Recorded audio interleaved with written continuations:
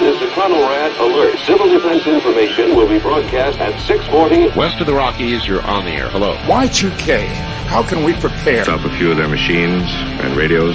Throw them into darkness for a few hours. We are fighting for our lives. My family must survive. For 5 years, 1,000 gallons of gas, air filtration, water filtration.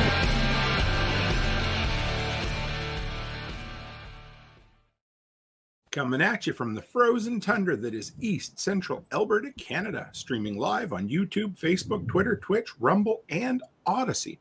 Welcome back to the workshop where we create community, find freedom, promote preparedness, and share success. I am Toolman Tim. Today is September the 7th, 2023, and this is episode 363 of Workshop Radio. See a whole bunch of faces, well, names anyway, in here in the chat room so far. We're going to dive in just a couple of minutes to the discussion of the latest in the 1 Second After book.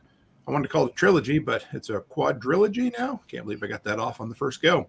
All right, so let's get the announcements out of the way, and then I'll bring my fellow Post-Apocalyptic book club members on with me. So first off, Thursday night, so don't forget our sponsor. That's Fortress K9. That's my good brother, Joel Riles. He doesn't just raise protection dogs. He also sets an example to the rest of the world on what it means to be broke, and build back even better. That man has built himself an incredible business, an incredible lifestyle. And if you want to be motivated, add the Protection Dog podcast to your feed.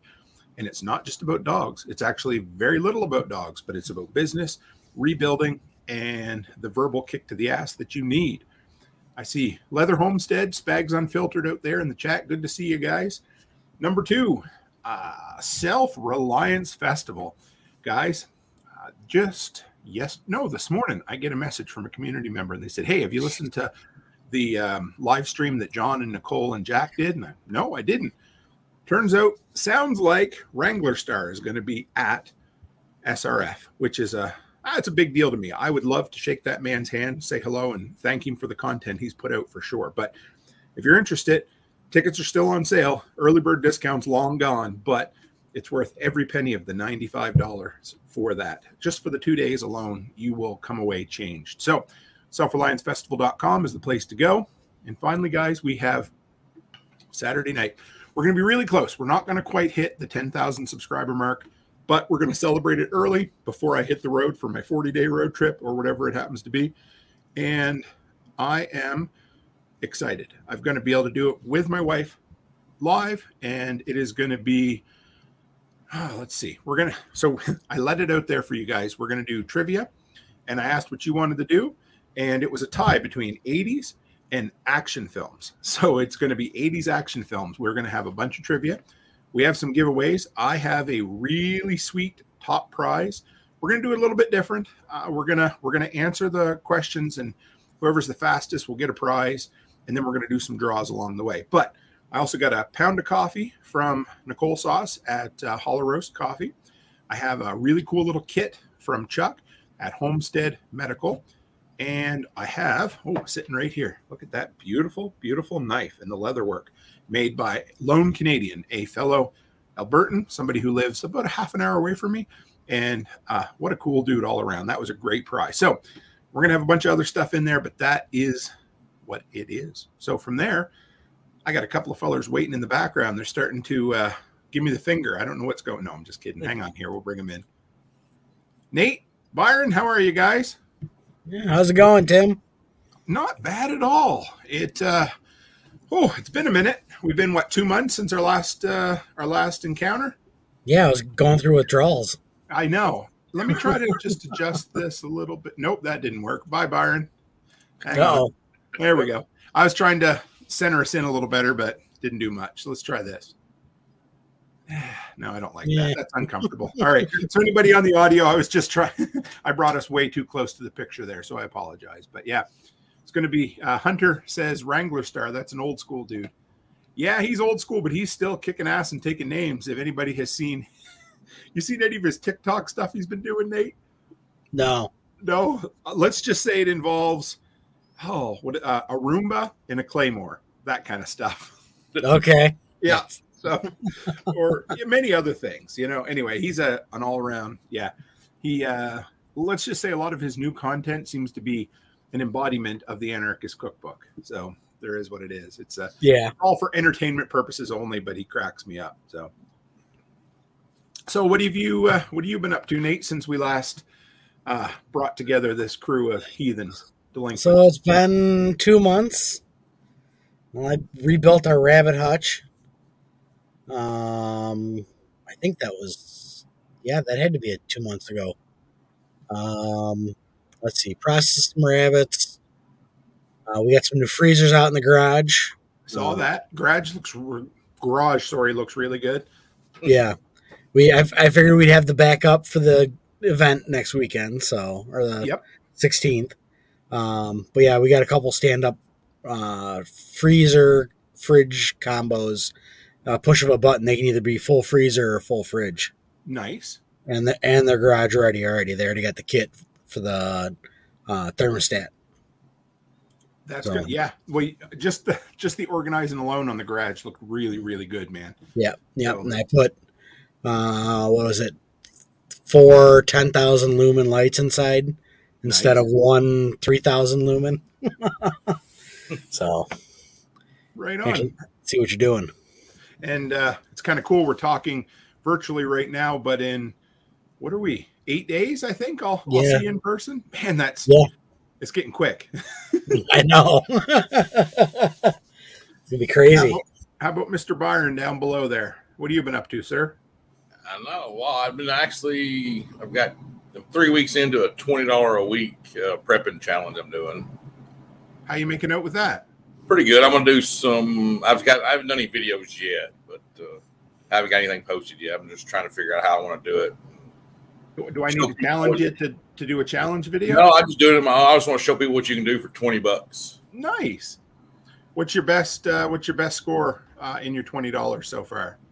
The best I've got is not really probably the medical stuff. Okay. Just because I did 1 week of nothing but food, dry food, canned goods and a few beans and rice. Next week was some water, but the medical was probably the best bang for your buck, I guess. Is that probably the area that's been hit the least with inflation, do you think? Or it's just you can still... Yeah, it seems like it. Okay. Like the Band-Aid, the Band-Aid prices are pretty, boxes less than $2 at Walmart and stuff. So then I'm going to go into like a $20, like a Dollar Tree or $1.25 tree, where the hell they call it now, and do something like that 1 week and see what I can do. Cool. I like that. I like that a lot. I always enjoy that. I filmed a couple and never put them up, but I've gone to do you guys have Staples in the States? Mm-hmm. Yep. Yeah. Yep. Okay. So I've gone to like Staples and Circuit City or whatever the Canadian version is. And I just shoot like 10 different items that in a pinch you could use for a prep. And I haven't ever put them together for a video, but I'm always intrigued by that kind of what you can get at certain stores. Yeah. It's fun. Yeah. So I change my channel name. I don't know yet. I'll run it by you all. I'll run it by the delinquents in the group later. So sure, man. I love to hear it. I figure there's different names out. So it was a long wait for our book. We got the book. Give it what were your thoughts? One sentence, Nate. All right. So just so we are aware, this book has only been out for 3 weeks. At the most, yeah. 3 weeks and 2 days. So if you have not read this book, go away. Thank you. Yes. Okay. Hold on. Yes. So if you're still listening and you have plans of reading 5 years after and you have not yet, please turn this off. Go do something else. Yes. Yes. So there it is. If you have not, I don't know what to tell you because we're going to spoil the hell out of it right now. Go ahead, Nate. A very good book with a lot of the big unexpected ending. Yes. Yes. You give it a go, Byron.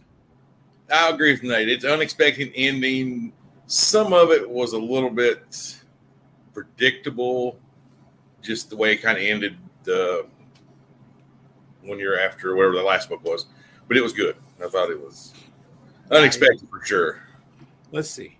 Hell of an ending with a bit of a rushed plot. Yeah, I would agree leave with it that. at that. That's where I'm going to call that's my sentence. So I can't believe I wrapped it up in one sentence as I keep talking. So, and Hunter says, really predictable after the assets were counted off. Is that what are we talking about? Like all the nukes and stuff so everything's spoiler free or spoiler. Yeah. Go ahead with your spoiler. Oh, yeah. Yeah. I mean, it's the fact that, all right, so we'll not get there all the way, but yes, assets were used in the book. Yeah. But if you have not read the book, you're going to be a little shocked how they were used. Yeah, I mean, absolutely.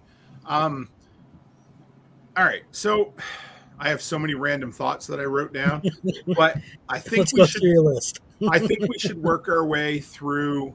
Do you guys want to work our way through the plot first? Kind of how I do, take notes from each chapter. We can do that. Yeah, let's do that, and then we'll go with the ending. That because I have 4 pages of notes, and normally for these shows I have about 2 pages. So we will. Oh my goodness, they'll let anybody in the back door, ladies and gentlemen. There is Nat, the preparedness guy, hiding in the dark. How are you, brother? Hey, good. How are you? Can you hear me okay? Nat. I heard your letter, like you send snail mail, your question to Cam and Colby today on their show. So I can't even remember what it was. Oh, something. Was it the worst survival food or something like that? Yeah, I think the best and the worst. So we got you on here. We just asked everybody else to summarize the book in 1 sentence. Since you don't get marked on this assignment. So would you like to give your one sentence description? Yeah, let's see. Oh, no. It was different. That's for sure. Before we get in, we're going to work our way through the book. Anybody a Stephen King reader here at all? Okay. A little bit. Does anybody know what he is infamous for as opposed to famous for? So the dude can write dialogue. David Sigley just said something highly inappropriate in the comment. Funny. Yeah. So Stephen King can world build, write dialogue, and plot with the best of them. But yes, so Tag The Stand is my all-time favorite book. However, that is the perfect example of what Stephen King is best at and what he is worst at. What he is best at is world building, dialogue, and plot. What he sucks at is endings, and he will be the first person to say it. So he literally, do I have the terminology right? Nat might know. The Deus Ex Machina or whatever. Is that the hand of God? Yeah, the Deus Ex Machina, the God in the machine. From outside of the machine. Yeah, so he literally has the hand of God come down and embrace the nuke at the end of The Stand, so I just ruined a 45-year-old book for people, but that's besides the point. I will overlook his endings because I love his books. But anyway, this felt a bit like that. Maybe not the hand of God thing, but a very, very rushed ending. Not a tacked on ending, but here's everything and there it goes. So that's my feeling. So let's work our way through. So I love some of his choices of quotes to open the different chapters, which was kind of fun.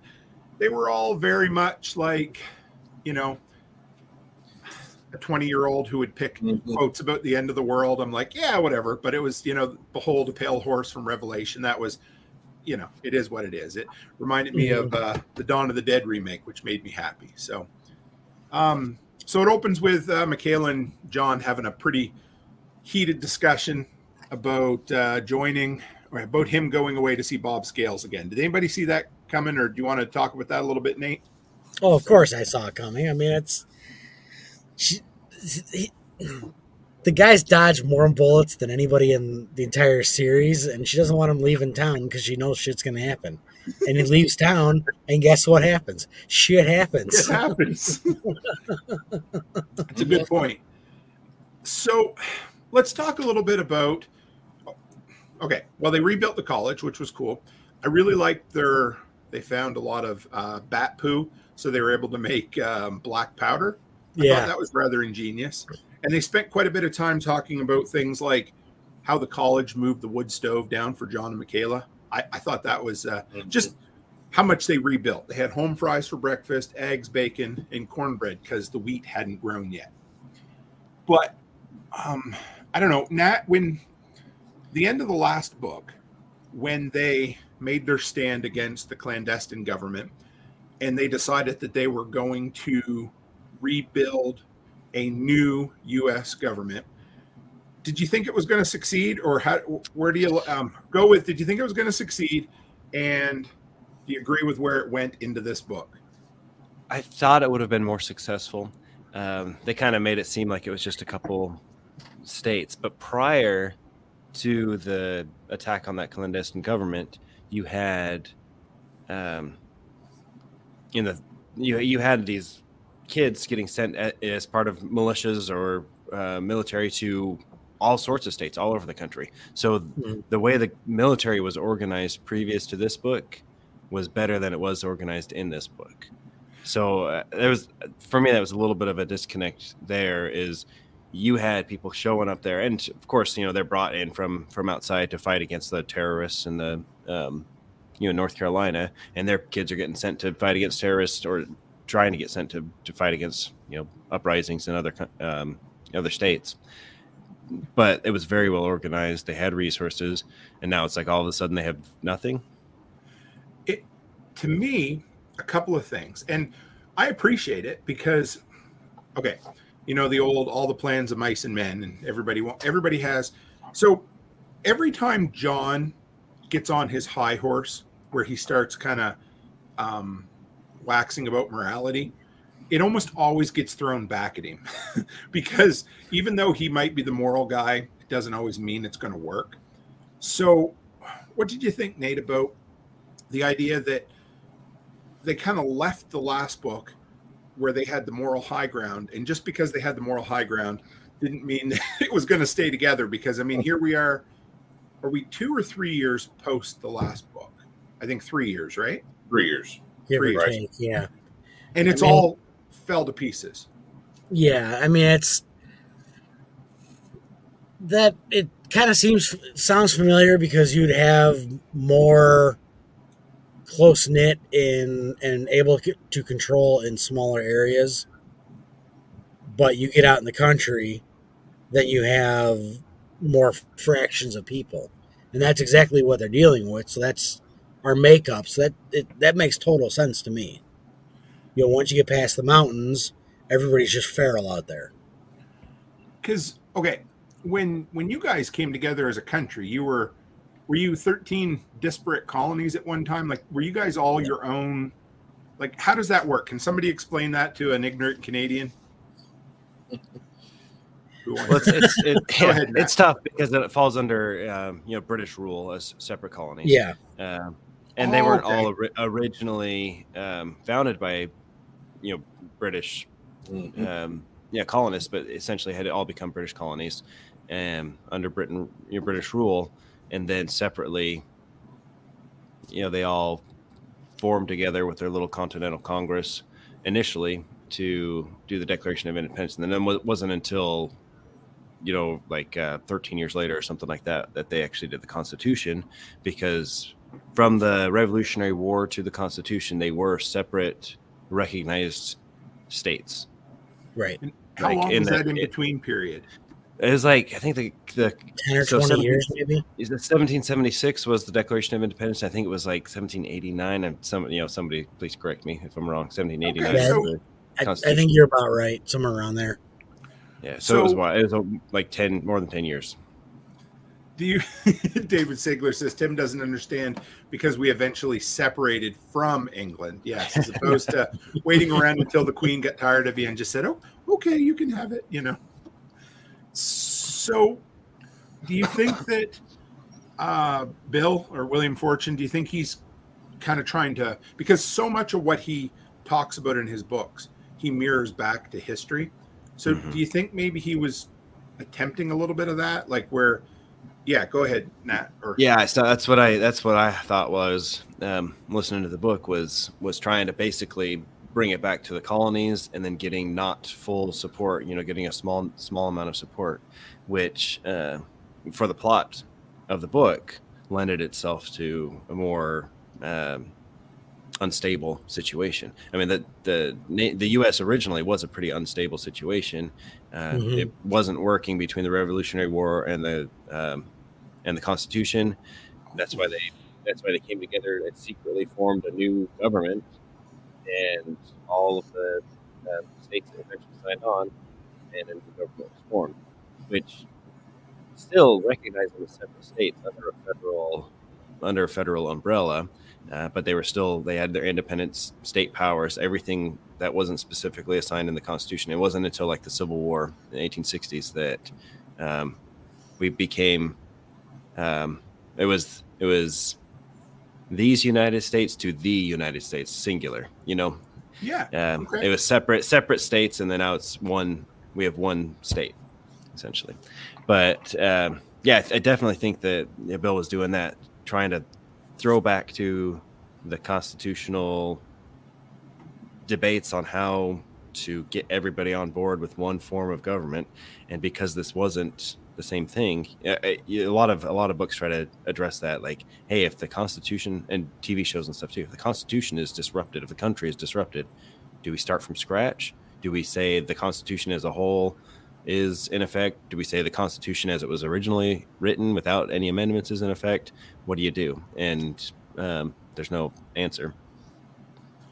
I like that because, I mean, one of the things as an outsider looking into the U.S. that I really appreciate is that the Constitution lays out, I wouldn't even call them rights. I mean, they are, but they're inalienable. So they exist. Like, you're born with them. You're God-given, no matter who you are or where you come from.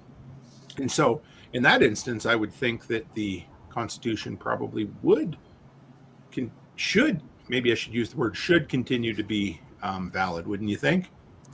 You'd hope so. Absolutely. Yeah. I mean, but in reality, is it recognized like that today? Oh, sure. And I mean, and that's the beauty of it, because I mean, of course, Bill comes at it as a history professor with, a strong bent toward philosophy. And he looks at all of this, and so much of what John Matherson talks about is the perfect. This is how it should be. This is the way it's supposed to be. But then the real world beats up against him all the time. He's like, let's rebuild a great country. 3 years later, they're barely holding on to a thread because people are more worried about eating and surviving than they are about, because here's the thing that grabbed me about this book the most is, despite their best intentions of wanting to have a democratically elected government, their government was every bit a sham government as the previous government when it comes down to it, because it was just a bunch of people who were, quote unquote, appointed by a few other people who may or may not have even been there, right? Yeah. So, yep. Right. Yeah. Well, and at the very end of the previous book, Bob Scales tried to address that by basically resigning his commission and saying, I'm not doing this as a military coup. I'm a private citizen who decided to do this to try to lend some legitimacy to his actions. And, like we see that, they end on the high note, like you said, with the, moral, however you said it, moral high ground. But then it really didn't have the kind of power they hoped, which is like, I'm kind of that whole storyline of headed up there to the secret compound was not exactly what I expected from the series, right. But I'm glad he rounded it out with his final book. So let's ask, what do you think, Nate? Is this the last one, do you think? I want to say I hope it is. We just kind of leave it there because the only foreseeable thing forward I could see possible would be this nut job digging his way out of the mountain. That's true. And coming back for vengeance. What do you think, Byron? Is this the last book of the series? Yeah, because he kind of left it on a high note, but he did leave it open. Because he did make it home, so. I mean, I don't know. 20 years later or something, maybe show him with the grandkids are older. And I could be totally wrong here, but Bill's 72. And talking to him, he didn't necessarily think, it didn't sound like he was super excited about the prospect of more writing, or at least more writing into this. I don't know. You know what I mean? Like, yeah, because these are the type of books that your publisher comes back to and they're like, Bill, this is the book that makes you a lot of money, so I'd really like you to write another one. And he's like, I'd really like to write an alternative Civil War historical novel that only 12 people will read. Like that's, I get it, because it's like the Hollywood thing. You have to make, what was it? George Clooney always said you have to make a blockbuster for every personal passion project you want to make, right? So we'll see. Byron, what about the plane ride out to what's the name of the underground facility? Raven Rock, yeah. What'd you think of that? I thought it was pretty good. I mean, then the pilot hot dogging at the end. I mean, just put me in the mouth. He was watching, maybe watching Top Gun or something. He had that hot dog pilot. Again, I know Bill is a pilot in real life, but man, he loves to write pilots like kind of dicks a little bit, Yeah. Nate, what'd you think of the inbred deer? I got a kick out of that. So hearing that story, it's like I want to see them. Yeah, you hear about the one with two heads, or the one that's got the head twice the size as it should be because they've been stuck in a fence for 100 years or 70 years or whatever it was. I thought that was pretty cool. A little joke here and there about having pets in the apocalypse. I thought it was a sweet little piece of, I don't know, it was just a cool little piece of world building. I like that. It gives it just a little bit of legitimacy. He's like, we were building this building, but it got, squared off 70 years ago. And this is what happens when there's no new genes involved. Yeah. Well, the family tree looks like a 2x4. Yeah. We had, where I grew up in Nova Scotia, when you go up the valley, there's a place called the North Mountain, and they had the Goalers there. They called it the Goaler clan, and they were basically left alone for the better part of a century. And they went in and wrote a book about them and took pictures of them, and they're every bit you would think you would see in the worst backwoods Appalachian village you're going to find. Like it's pretty interesting. So okay, there was in part 2 there was a section. Call me stupid, I didn't catch all the way through these books the connections to Admiral Youngblood. So did you either, Nat? No. I remember him from the first book. He was the guy that John asked for the medicine on the down in Charleston, and he told him, we can't just give it to you and save one person. It's just going to go to hell later on down the road. So it must have explicitly said it was Youngblood then, did it? Because I remember Youngblood. I do remember him from a previous book being the admiral, one of the admirals that had his finger on the nukes. Remember, they talked about that. Man, for the life of me, it must be because John made 2 phone calls in the first book, didn't he? First one was to a doctor, right? Looking for insulin, and the second one, or am I wrong about that? Yeah. It was the doctor at the main hospital in a couple towns over. Yeah. Yeah, Asheville, and then it was the carrier down Charleston, which was Youngblood. Okay. Well, that's cool. I guess I appreciated the progression of their relationship from the first book to the end then, because I mean, they became what do you call it? Unwilling bedfellows. They were very much to the point where they had to work together. It was kind of cool. And there's something I need you guys to explain to me about the ending. Maybe somebody caught it, but we'll get to there. So the massive blast door that's just randomly down there. Anybody else get like Stargate vibes or anything? Yeah. Right? I was like, am I the only one? Okay. That's what I was thinking. Well, yeah, go ahead. It makes you wonder, because I mean, this whole it revolves around Raven Rock, which has been openly exposed. I have a friend who works in continuity of government, and there are several sites throughout the country more secret than Raven Rock, right? So Raven Rock was exposed, and it has basically been abandoned as a primary continuity of government site. The rest of them are top secret, right? Completely top secret. And they have them well stocked. They have evacuation plans for politicians, Congress, the House of Representatives, and the Senate, and for the executive branch, president, his cabinet, all of those. So it's kind of interesting that this all kind of revolved around one site that has been exposed versus, well, kind of did go into some additional sites. And we haven't talked about that yet, but That's okay. Yeah. So I don't know that they would be connected literally, but it's kind of a cool idea. And there were definitely more sites out there. And if there was any advance warning, you would have many politicians and possibly their families. That's been kind of like a back and forth with politicians, is whether or not the continuity plans included their families. But a lot of people would have survived if there was any advance warning, not just the military industrial complex and the CIA. Is there any public knowledge of kind of the time frame that these places are set up for?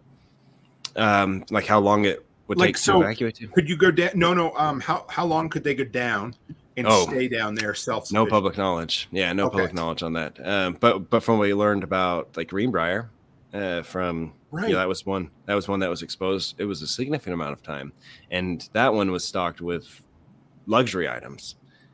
And they've gotten smarter about it since then, I'm sure. So put on your hat. You have Masters of Emergency Management, right? Or what was it called?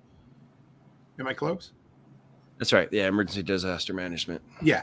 So if you had to put your hat on and you needed to supply multiple shelters or whatever, clandestine sites across the country to support the government for just about any eventuality to be able to reemerge at some point, how long would you stock it for? Oh. I mean, a year would take care of a lot of those concerns. A lot of concerns for pretty much anything. And that's not a difficult thing to do, especially if you're spreading people out to separate sites. And that's a good question. Jumping on America. Yes. But yeah, and it's easy to do now with freeze-dried foods that last decades. You know, they True. stock that. You would have a water source within your site, be able to have a well, access to a well. Keeping it powered is the issue. Yes. But maybe I don't know, but maybe some of these sites have the modular nuclear generators, right? There was so articles same thing about that this week. But anyway, sorry, like you have nuclear submarines, nuclear aircraft carriers, etc. It's not that hard to imagine that you could also have a nuclear bunker. So if you said a year's easy. So of course, in typical government, they said if one, why not two, right? Mm-hmm. So I'm just going to guess here, and I have no reason why, but you would think it would have to be 3 to 5 years, wouldn't you? I mean, probably. And this isn't just the Senate and Congress and the president and his cabinet. This is like Treasury Department, State Department, all of them are looking at continuity of government and figuring out their own plans too. So it has to be the IRS too, am I right? Yeah, you bet they are.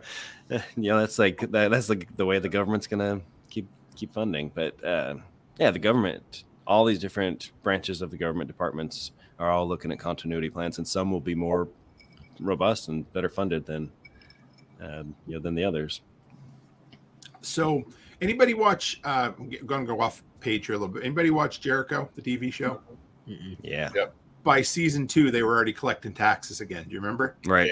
Yeah. So, what do they say? I think they always said cockroaches would be the only thing to survive a nuclear bomb. I think tax collectors would be a close second. So, tax same collectors in the EPA.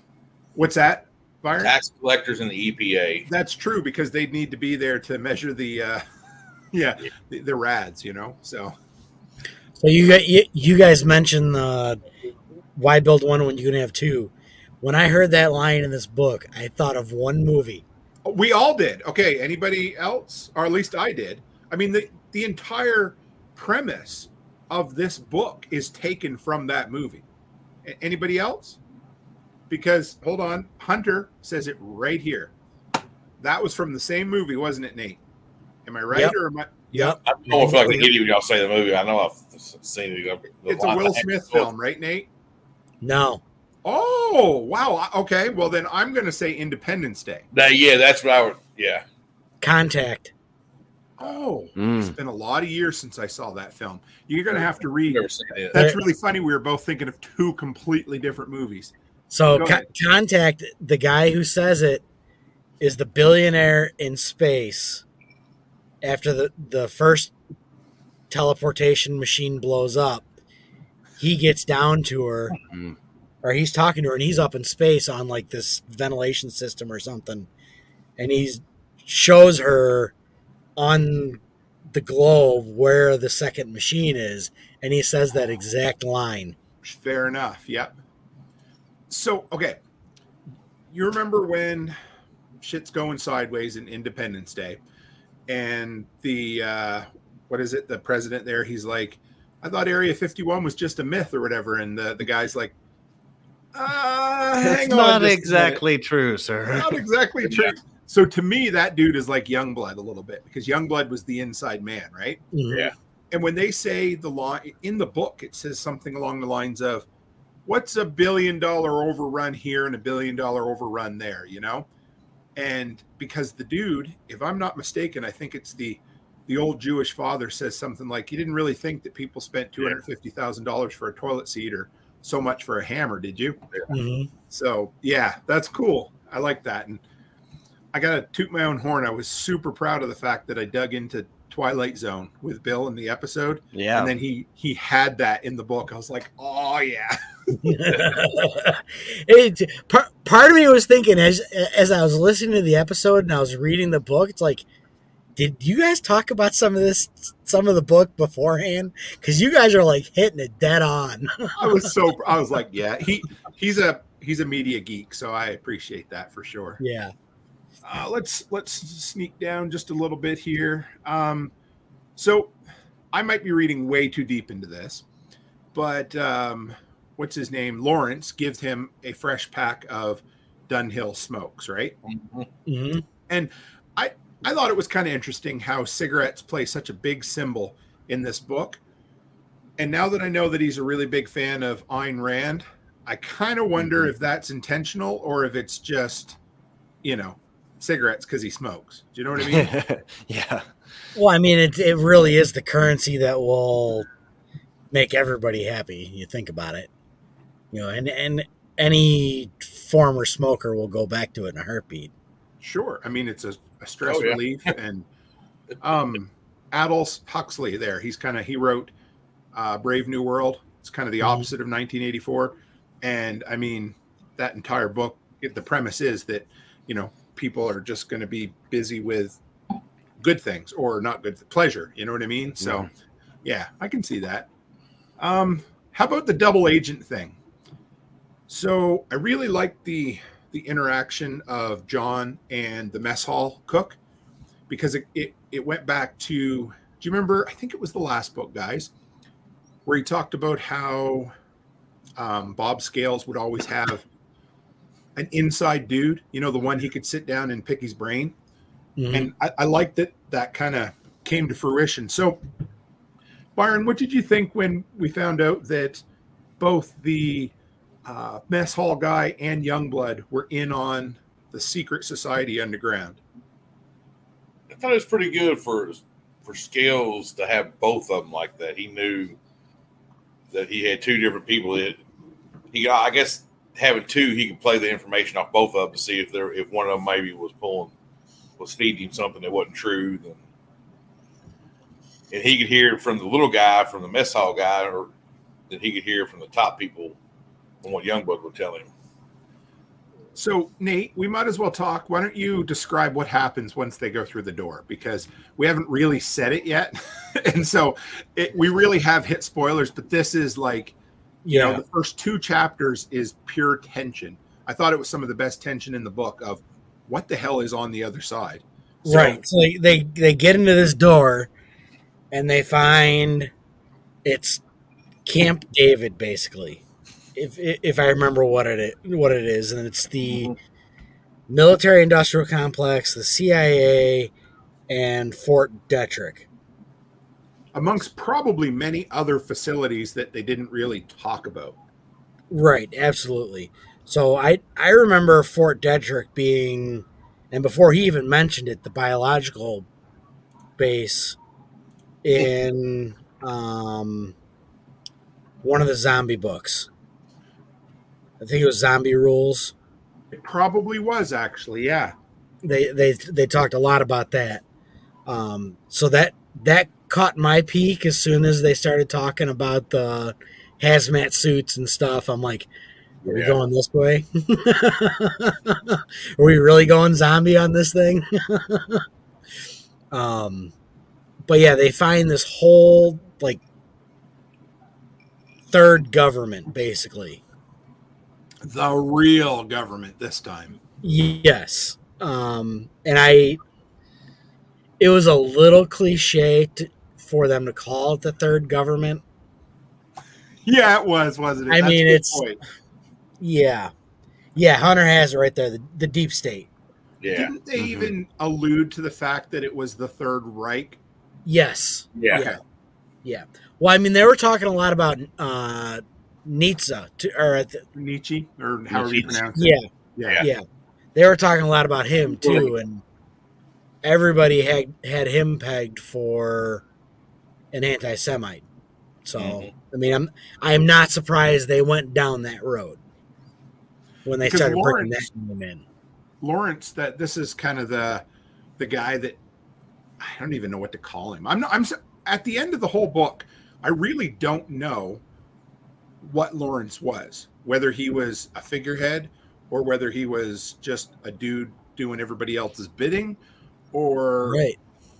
In some ways, I almost felt like when they walked into that room, the spring-loaded room, you know, the war room from, if anybody's ever seen Dr. Strangelove, it kind of had that vibe to it. But when they walked into there, I'm really not sure if they were all working together or each one of them were there with their own kind of agendas. Do you know what I mean? Right. Well, I mean, for me, you have it figured out for the first half, 3/4 of the book that Lawrence is running the show under there. And then you realize he's just a puppet. Right. Okay. And it's really the CIA running it down there, Lisa.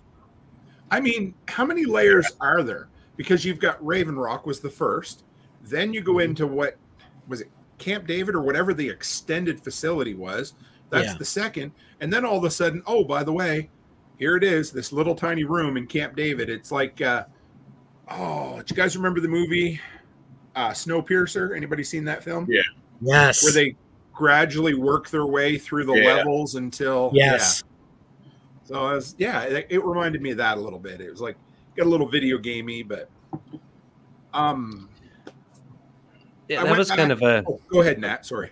Well, so going back with the Dunhill cigarettes and this whole idea of this secret government, I couldn't quite make it connect, because if this government is legitimate and strong enough to have these international connections, and presumably not with a secret, English group as well, but they're the real government, then it wouldn't be a secret. Any communications that were coming from other countries or elsewhere would be talking about their points of contact. They wouldn't be recognizing. It's not like this secret cohort of people could convince the rest of the world to keep them a secret. So if they have any interactions with other people, and he basically said that with the Dunhill cigarettes, it wasn't that it was he made a point that they were fresh and that they had their own channels. And so that kind of, I couldn't connect that with this government having legitimate channels with other governments, but still being a secret. It's either they stayed under there, and he even said at a separate point that they basically went underground and could stay quiet, but they didn't stay quiet. Mm-hmm. So. I wondered that as well, because you had the Raven Rock people who were trading openly with the locals, and they were known. Do you think they had people? I don't know. Do you think they had runners that could get out, that they would let out to, that would play the game? I don't know. Maybe. Because Hunter says Europe got hit too. Did they get hit? England was Not pretty all of much it. UK was fine. It was more of the Europe close to Russia, wasn't it? Yeah. Yeah. Yeah. Since I know my geography so well, but somewhere in there anyway. But that area over there. yeah, Yeah, it's more Eastern Europe than Yeah. the UK. So they go underground. They go further underground. John and Lawrence decide to take an electric golf cart that goes 70 mile an hour or whatever. No, it wasn't 60. Whatever it was. It was fast. All right, so it was an electric Hummer. Right. Right. That kind I'm of. like, wait, what? So it's either a heavy Humvee, Yeah. and it's like that electric is just pushing it to the max, Yeah. or it's really just like I don't see how you could have an electric Humvee, have an engine that's strong enough, especially because Humvees typically have some sort of armor, and even without it, even a stripped down Humvee is still a very heavy vehicle. Yeah. Okay. Well, could have been a civilian Hummer. Civilian Hummers ain't much lighter, dude. Right. So this is where, okay. So one thing about the structure of the book, it's just me. It's just my anal whatever, but it was chapters broken into parts. Mm-hmm. I don't know why he did that. It would drive me crazy because I thought it was a misprint in the book. Yeah. I was reading it, flipped over to chapter 2. I'm like, hold on a minute. I was just on chapter. Hold on. So that. Go ahead, Nate. That had me. I wonder if he did that to an homage to Ayn Rand. Oh.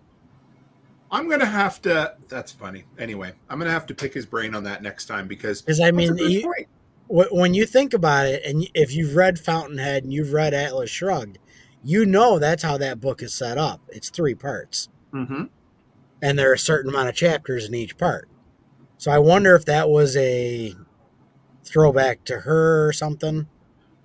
Well, maybe, and this is just a complete shot in the dark. Maybe the cigarettes are, here we are just comparing. The cigarettes are like the cigarettes that, Francisco and them slipped to John Galt basically as a message. So their channels maybe were Admiral Youngblood, who's getting this information, and he's got, it wouldn't be a 1-to-1 analogy, but it wouldn't be a comparison. But Youngblood would be very much like Galt, wouldn't he? In a sense. Yeah. Yeah. Or he's the one on the outside who can get him out. I don't know. I mean, there is Youngblood sitting. He's coming and going on the ocean, or at least to the water. So I mean. Ragnar Danaskjöld. Yeah. What's that? He's the Ragnar Danaskjöld. He's got this Danaskjöld. That's the one I was looking for. Sorry. Yes, exactly. So I don't know. Maybe we're reading. Yeah. So, go ahead. You'll have to ask him those 2 things. I will. And see if it's from Atlas Shrugged, because that makes sense now, because I remember you guys talking about Atlas Shrugged and Ayn Rand. He'll just be like, no, nothing to do with it. Yeah. No. Yeah. Yeah. No. So one thing about the book was we get past the bulkhead, the blast doors. He figures out about this, and then he resigns and goes home. That was super abrupt to me, right? It's like okay, yeah. Go. I'm sorry. Go ahead. Yeah, it's just like, oh wow, this huge revelation, and then it's like he wakes up and he's at home, and it's been some time. There's been nothing about it. You're like, oh wait a second, what just happened? They just let him go, and it was okay. We need to get into this now because the book has some issues, and I don't want to pretend like it didn't. I really, really liked it. So, parts 1 through 4 make up. I didn't exactly break down the numbers, but I'm going to say 2/3 to 3/4 of the length of the book, and then parts 5 through 10 just blast through. And it spends a ton of time. Oh, I wouldn't say half, but damn close to half the book building that underground world, which is fine. But then the last bit is just balls to the wall, almost like it was an outline that was fleshed out. Now, I don't want to be that guy, but it almost feels a bit like there might have been a deadline coming. That's just. Can anybody else see that, or am I being end it and Am I being unfair here, guys? Does anybody else? Yeah, I mean, so this was actually the shortest book, Mm-hmm. time-wise. Because I know everything else was 10, 11 hours. And this one First was one was 9. like 18. Yeah. So, and this was 9 it was 9 exactly. Right. Yeah.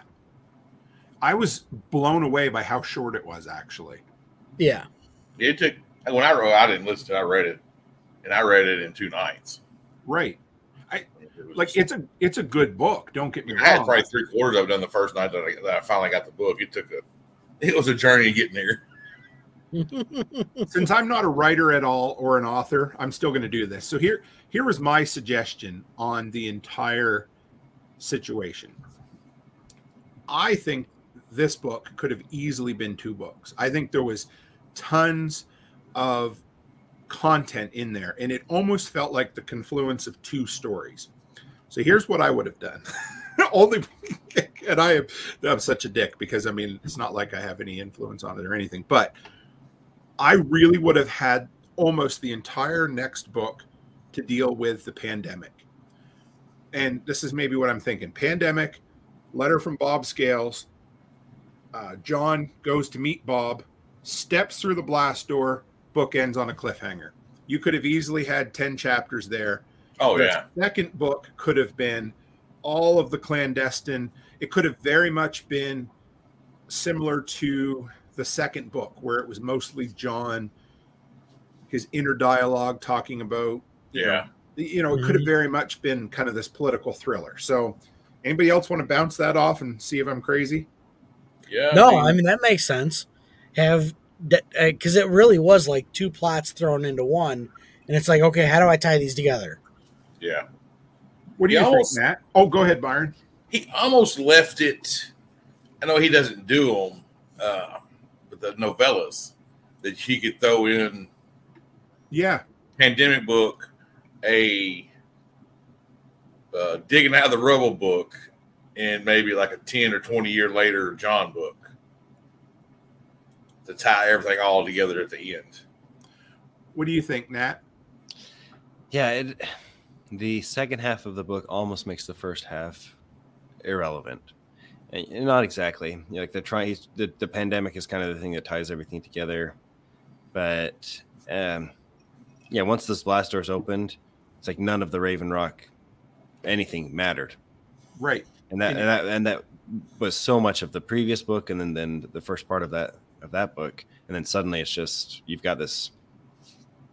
Yeah, a completely different. You have to be introduced to a new world, a new everything. When he was introduced into the office or the waiting room, wherever it was with the bookshelves, and we mentioned that before, and people know that, so it's like how much of that was staged for his benefit, like to get him to think that Lawrence was a certain type of person. Because I know when I go into someone's house and I see a bookshelf, I look at their bookshelf. I expect people to look at my bookshelf too. I do the same thing. I used to say that exact phrase that right. But so does everybody. Yeah. Right. So it's like everybody does. So I thought it was strange that they put him into the room where the bookshelf was, and then they worked off that. Like, is that all part of the deeper deep state? We got the deep state. But then with the real deep state, now we get the deeper deep state after that. We didn't even touch. This is something that 4chan would have a field day with. Let's just put it that way. So is that, that's them, right? Yeah. So Lone Canadian says, but in Bill's interview, he basically said he didn't want to write another one, a rush at the end to tie up the loose ends so that it's over. I mean, I can see that. Go ahead, Nat. Yeah, I think it's tied in the end in a similar way that the third book was tied up in the end. Yeah. It ends with violence and with somebody claiming some sort of legitimacy in the end there. And basically, as long as you can get other powers to recognize, and somebody asked, why hasn't everybody pounced on, it was David Siegler. Oh, yeah. Do they address why other countries haven't jumped on America while it was down? And China has. China took over the West Coast. Yeah. Yeah. So basically Mississippi over. Right. Yeah. So if you can just get the rest of the world to recognize your legitimacy, you're gonna basically be the ruler of the country.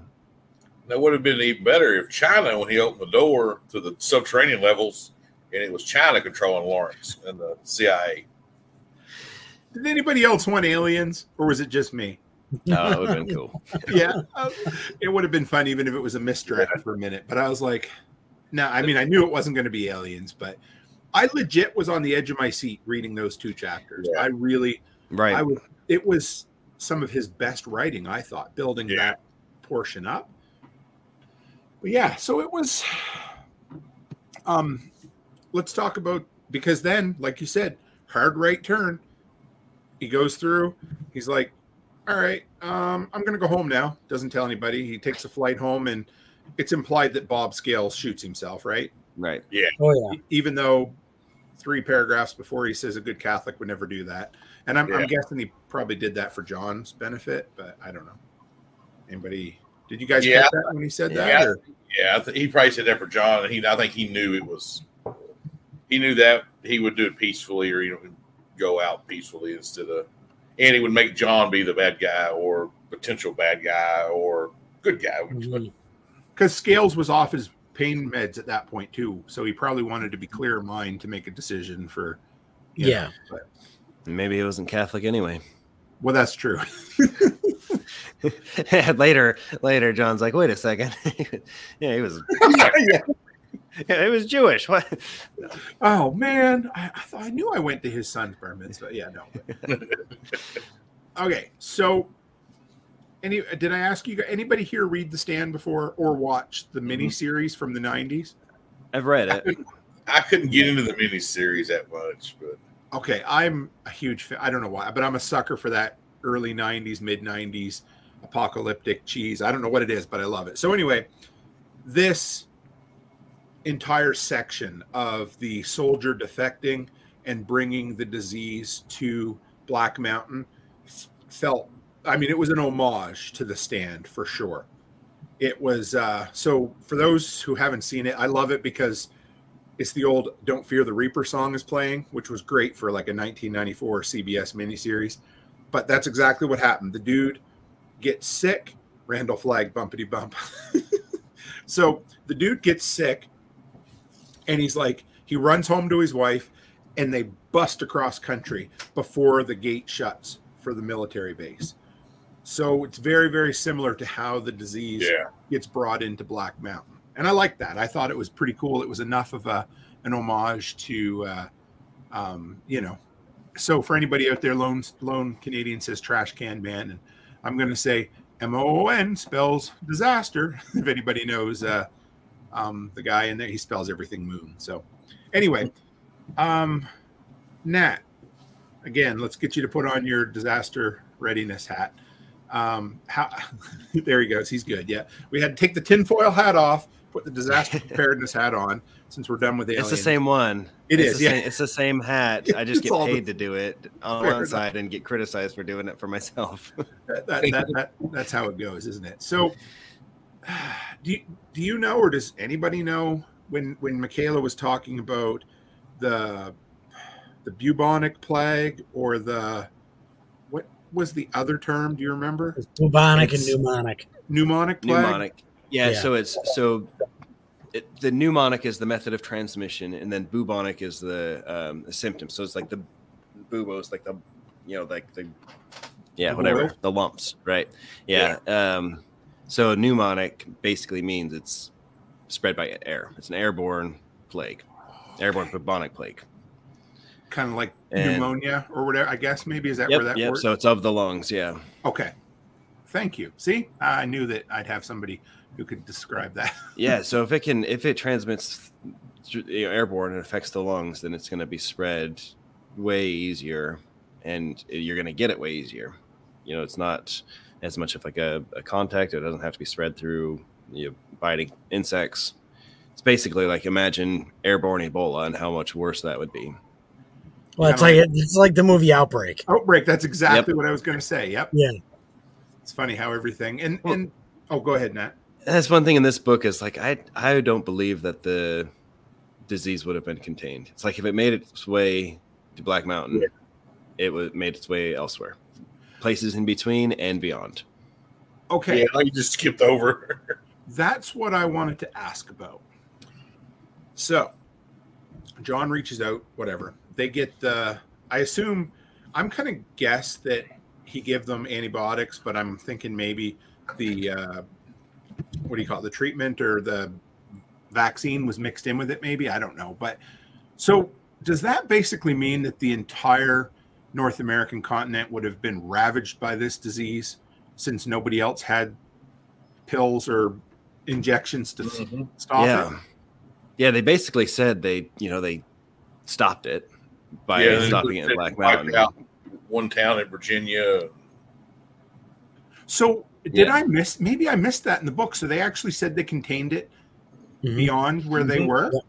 It was in their little secret meeting. Yep. Yeah. Was it? And they said it had a 90% fatality rate. So you think that was bullshit that they were just saying that for John's benefit, or was that just plot armor or whatever? I don't know. Nat? I don't think so. I just think I think that's just I don't know, not well thought out for the book. I think it's a great idea, but I think it would have spread and he would have known about it. I mean, you've got it coming. I mean, yeah, you've got it coming from the West Coast as well as the East Coast. Black Mountain itself was surrounded by it. So you've got Black Mountain coming from all directions, spreading out. And then you've got the West Coast coming this. I don't know. Yeah, I would say that it would definitely. Yeah, I think you're right there, Nat. We'll go with that. So. And Lone Canadian says, no cure for bubonic. It can be treated by huge doses of 2 types of penicillin, but no cure. Yeah, so in this one, basically, they said for the treatment, they had some antibiotics, and then they also had developed a vaccine because they developed which I thought was a nice little wink at. It's like, let's create a disease and a vaccine at the same time. Yeah, but this okay, so they even threw a bigger wink than that. Yeah. Oh, yeah. Did you guys catch it? When they talked about the event? Yeah, the event at Wuhan. Come on. Yeah. Yeah, they didn't. What she saying? Really? Yeah. Oh yeah. Yep. The bubonics payback for that. Yeah. I appreciated it. I enjoyed the nods to COVID because you know that a significant portion of this book was either written or at least formulated in his brain during COVID, right? So Oh yeah. There was. Let me see if I wrote it down because you know me how I love to grab the worst reviews on Goodreads, right? There was one person who I don't know if I grabbed it or not. No, I didn't. So there was somebody who basically said that it was just a Trump-loving book that right-wing idiots would take to because of insert whatever. You know what I mean? Like talking about some sort of conspiracy behind COVID or whatever, right? And I was like, I didn't think he made that big of a deal out of it. I mean, it's like it's like 2 sentences. He makes he does. I almost bet this is what when I heard the sentence where it says caused us to mistrust the cure, something along those lines. I may be a little off. Yeah.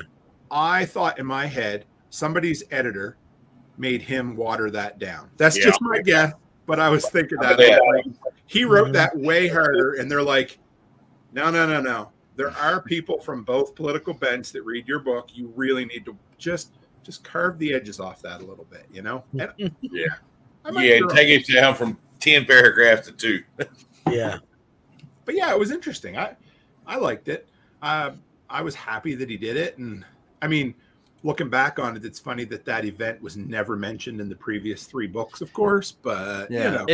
It kind of makes me just literarily, it makes the book seem more evergreen, or the series. It's like we know that the first book came out at a certain time, and we expect that that's about when it occurred. But in this one, it's like, well, maybe it didn't occur until later, and they're 5 years after that point. Yeah. You know, so it's like it could have happened. It could have happened at any point to have had the EMP at any point. It was kind of a cool way of thinking about it, because we always look at like, you know, like movies are set in the present day, and maybe that's what this one was. This was set. Book one is the present day, and 5 years after is 5 years after, whatever the present day is. Yeah, I can go with that. Absolutely. It reminds me a bit of The Last of Us, how they did that, where the thrust of the narrative takes place 20 years in the future, but but when they go to the past, it's basically close to our modern time. I like that. It's fun. So, all right, let's part 9 through 11 is like 20 minutes. So the fun part of the book is like, it's actually 30 minutes, but anyway. And of course, the quote that opens is 1984, which was also kind of cool. And he's like, the future is a boot on your face forever. And I love that line. I mean, that's George Orwell, and that's maybe close to what we're living with right now or similar. I don't know. Anyway, I'm sure it was intentional that he picked it. But let's go to Byron first. So, okay. He walks into the third bunker, and he comes in, and CIA lady, shadowy figures over in the corner, very X-File-ish, which I thought was kind of cool. And they're all fighting over what they should do. What'd you think of that, Byron? Where did you think it was going? I mean, it was pretty obvious that they released the virus. I mean, I don't think that was supposed to be a surprise, was it? No, because he teased it with on the ride there with the Fort Detrick and the guys in their hazmat suits, and everything. So, but in the room, you thought, well, who wants to do the nuking, or who wants to do more, release more virus, or because you already said something earlier in the book about China had warned them not to do anything against them. Were they thinking, well, maybe let's send the pandemic on to China in our own country where they're in, west of the Mississippi. All right. Go ahead, Nate. Before all that, how many of you guys listened to the audiobook? I did. Everybody but Byron. Yeah, okay. I'm a lone reader. So when they're up at Camp David, before that meeting, and Lawrence is like, they're kind of like doing the Winston Churchill thing where they're slamming down drinks. You notice how the narrator of the story was getting drunker and drunker as he went along. I was really impressed with that. Yeah, I was impressed. Did you caught it too, Nat? Obviously. Yeah, he started slurring and everything. Yeah. Good. So, okay, let's talk about that a bit. Was that Bill writing it to show that Lawrence either had a conscience or I don't know, what was the reasoning for that? Or do you think that was just a choice by Bronson Pinchot? I went back and forth in my mind, because if you look at the bookshelf as an intentional act by Lawrence or his puppet masters, then this would also have been an intentional act. It's all to manipulate John. It's all to manipulate John into believing that Lawrence is a certain type of person and base his actions on that. Or it's all happenstance, and they just happened to put him in where he could see books about him. They just happened to, get inebriated and show a little bit more of his true feelings of the situation.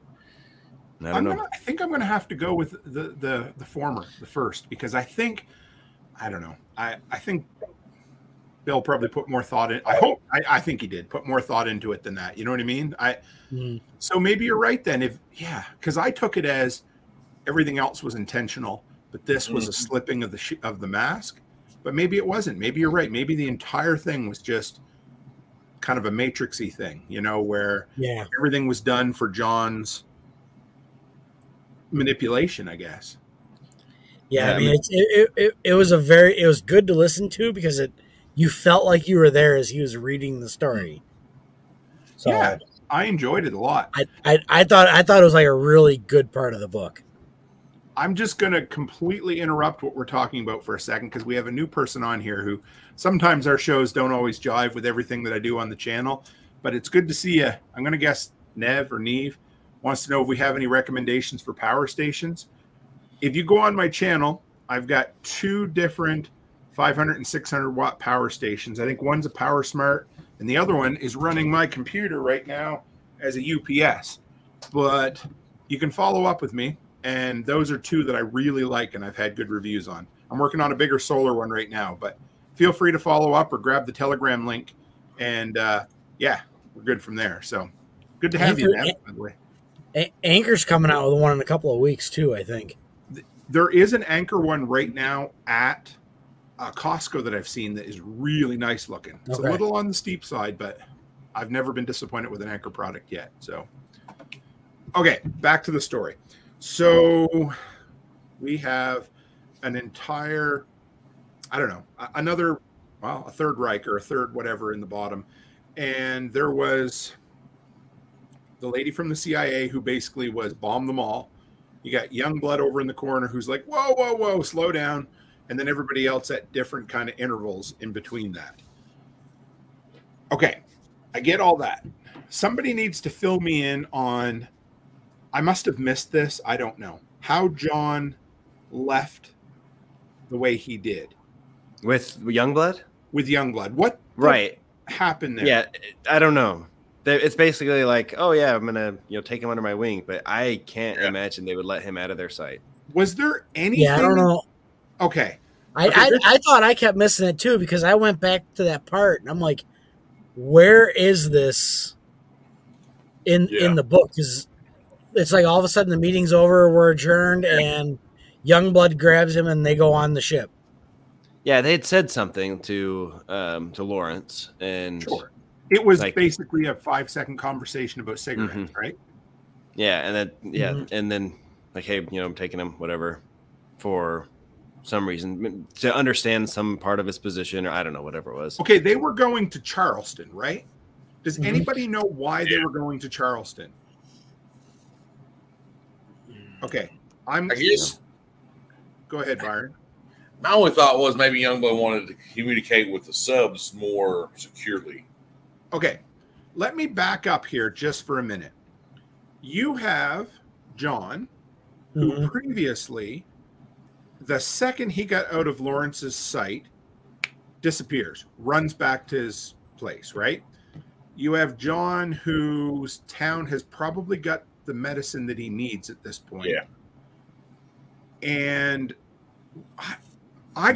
you've just let him in on all of your deepest, darkest secrets. They told him about all of the plague. They told him about basically making him a figurehead for them and using him, essentially. I mean, he got that idea. And then she's like, okay, well, have fun. See you when we see you.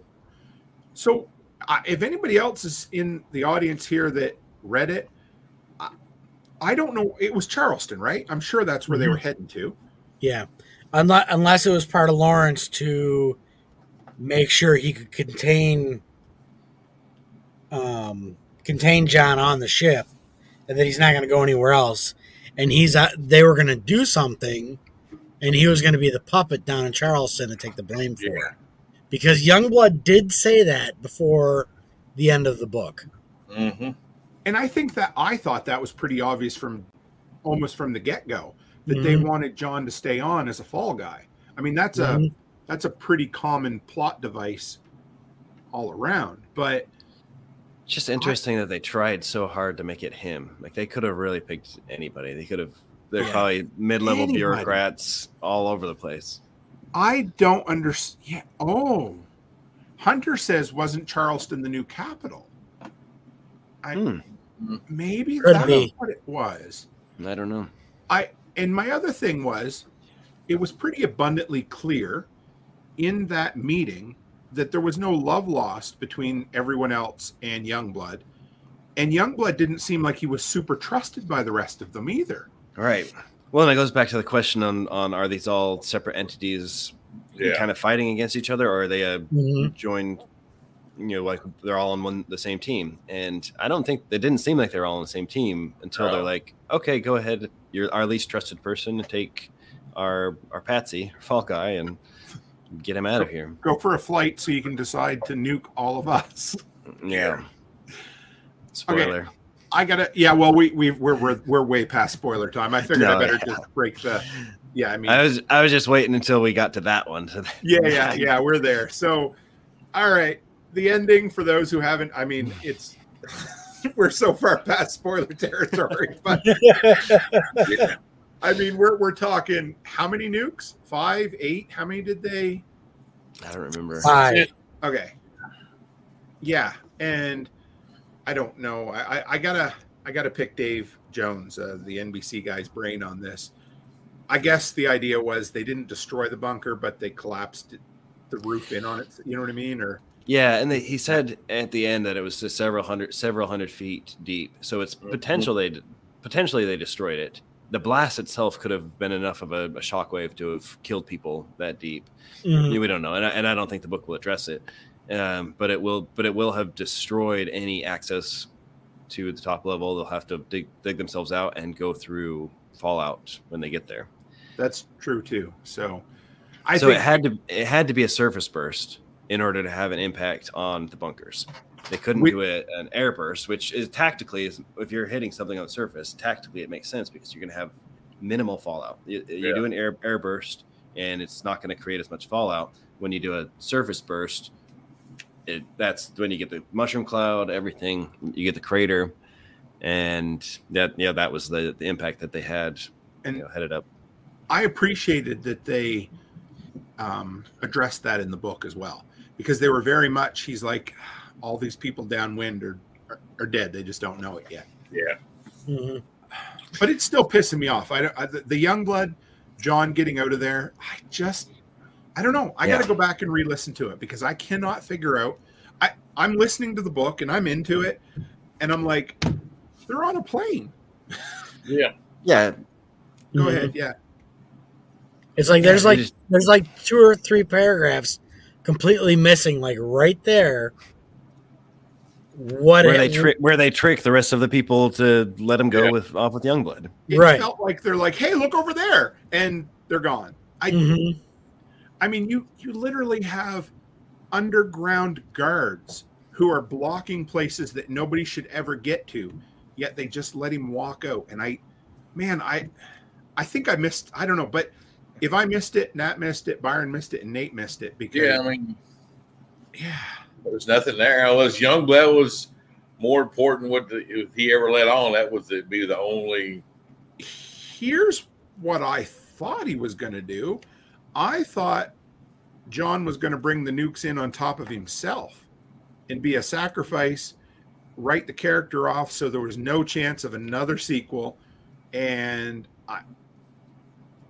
the moral thing, it was was the train problem mentioned in this, or did I hear that somewhere else? The trolley car problem, was that mentioned in this book? That was in here, yeah. Oh, yeah. I think it was, and because that's the whole idea, it was the ethical dilemma. Yeah. So I don't know. Yeah, that was my biggest problem with the entire book was how did John, and that's when I tell you that the ending was a bit like a Stephen King ending. That's what I meant, because it's like everything, well, maybe not everything, but it was a really good build-up, and then they're all of a sudden like, all right, here's 15 minutes of exposition, and this is what we're going to do. John's on a plane, submarine surfaces, nukes, boom. 7 minutes with Michaela to talk about the morality of it, and we're done. Yeah. Like, oh, come on. There was so much more I wanted. Yeah. Yeah, I mean, it was a good way to end it, but it was quick.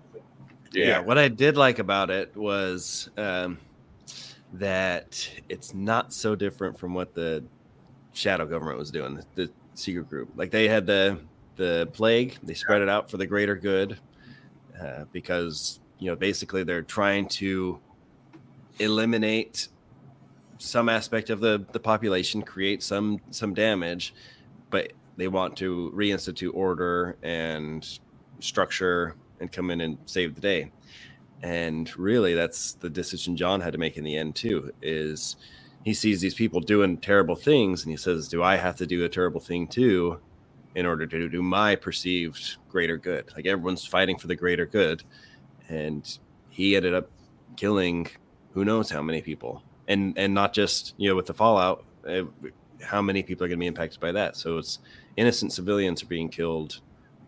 So he's not better than, like, as a result, he's not better than the bad guys, but he had to do it in order to, fight for what he saw was the right way to go.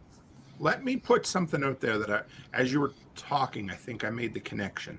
So if you go back to book 3, John, they had to do some really bad things to, there was probably people who ended up dying eventually. They did what they thought was right. Here's the difference, I think, and maybe this is where Bill was coming from. In book 3, the people that wanted all this shit to happen were secret. They were hiding. They were underground. They wanted to pin the problem on somebody else. The end of the book, John was known worldwide as the dude who threatened whatever. You know what I mean? He was open about his part in the rebellion, whatever. In this book, once again, you have secret people behind the scenes doing what they think is right, but not wanting to take responsibility for their actions. Whereas once again, in the end, the BBC broadcast says John had a part in this nuclear thing. So I think, I might be wrong, but here's what I want to say. I think Bill's idea of a protagonist is doing the hard thing, but doing it in the open and taking responsibility for what happens. Is that fair? Yeah, I think that's fair. Yeah. Yeah, I mean, he definitely killed a lot of people, but I still think that he's the good guy. Sure, I do too. And maybe part of that is the fact that we get to see inside of his brain the entire books. But yeah. I mean, again, go right back to the beginning. And I don't remember who mentioned it, but I think it was in book 1. And they always said that the reason, when they wanted to make John the head of the military back in book number 1. And I believe it was the head of the school, the dean. He said, John, do you know why you're going to be the leader? Because you don't want it. And I think when it comes down to it, that's probably some of, the hesitant leader and the person who's willing to take responsibility for their actions. Oppenheimer, however you pronounce it. I seen an interview with him recently, and it was a few years post, Nagasaki and Hiroshima. And I mean, he never denied any of what happened. He talked about it, and he was open about it, and he talked about the consequences of it, but he also talked about why it was done, why they made those choices. And I don't know, that maybe that's what makes a person moral as opposed to, a sniveling little antagonist in a book. So I don't know, getting way too deep tonight, but that's okay. That's what I like about these episodes. Wait till we get into Ayn Rand, eh? Hey, Nate. Sorry. Yeah.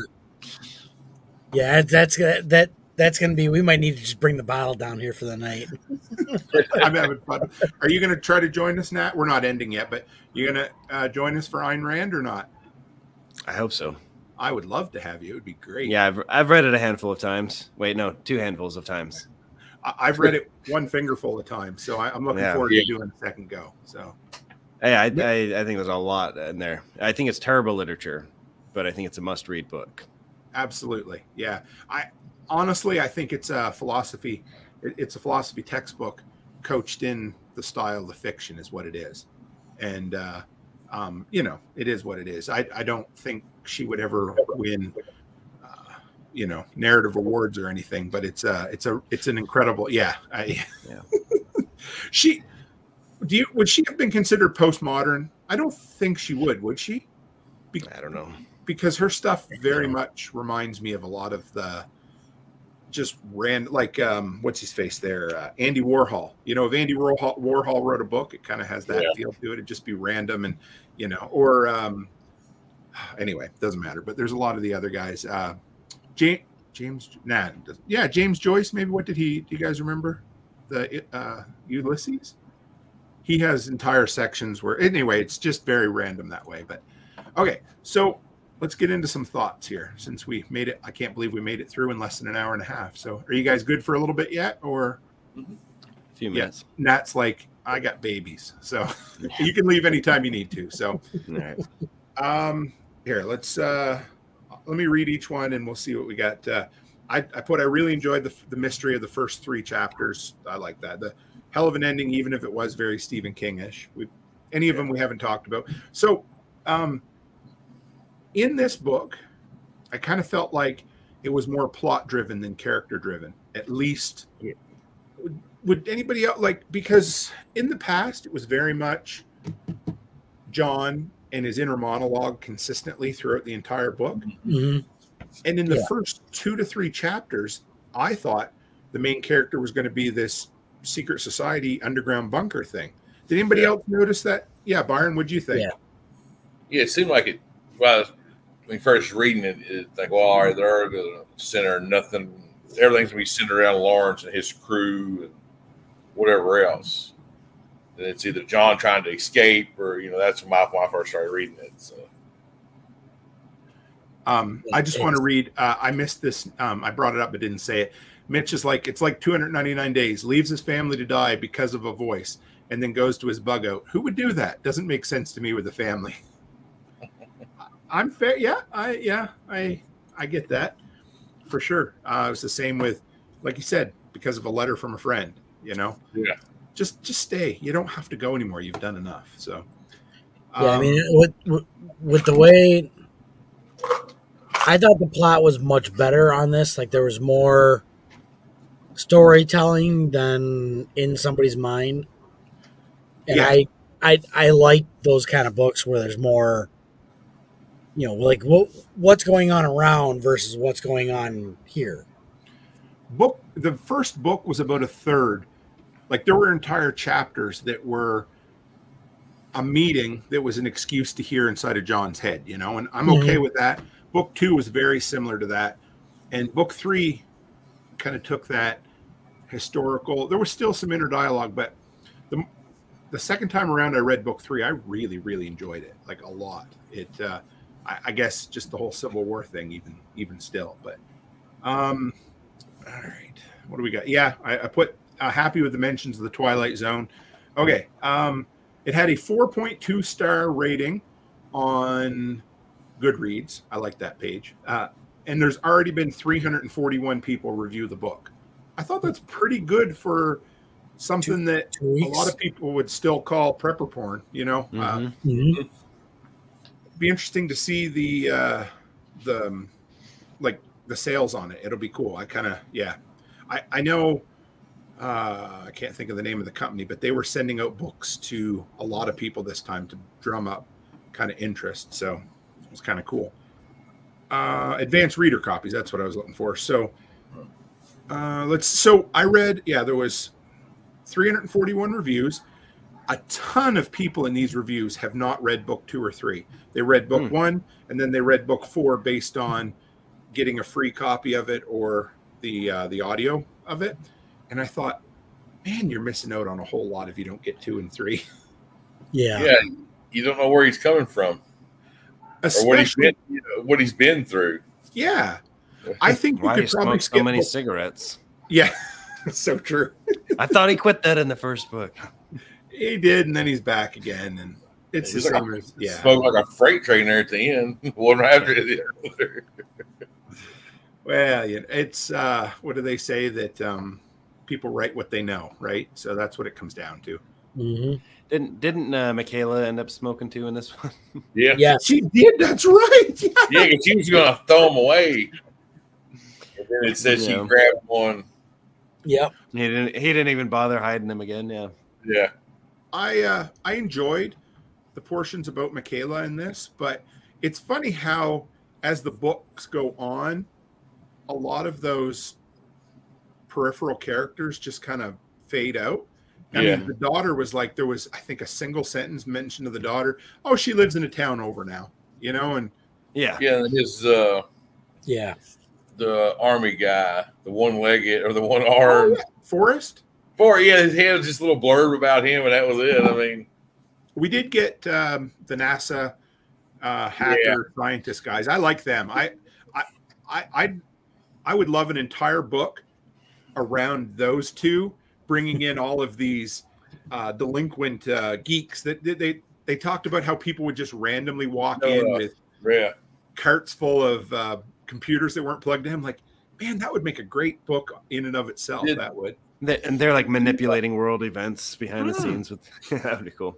I still thought that Franklin was the Two-Face, or he was the inside guy. But anybody X-Files watchers back in the day?